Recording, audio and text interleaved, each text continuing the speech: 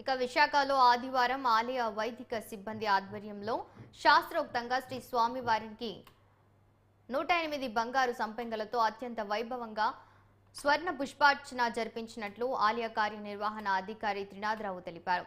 సింహాచల పుణ్యక్షేత్రంలో దేవస్థాన వేద పండితులు వేద మంత్రాలు నాదస్వర మంగళ వాయిద్యాలతో శాస్త్రోక్తంగా స్వర్ణ పుష్పార్చన వైభవంగా నిర్వహించారు. శ్రీదేవి భూదేవి సమేత శ్రీ గోవిందరాజు స్వామి వారిని సర్వాంగ సుందరంగా అలంకరించి ఆలయ కళ్యాణ మండపంలో వేదికపై అధిష్ఠింపజేసి వేద మంత్రాల మధ్య శ్రీ స్వామివారి స్వర్ణ పుష్పార్చన సేవ వైభవంగా నిర్వహించారు.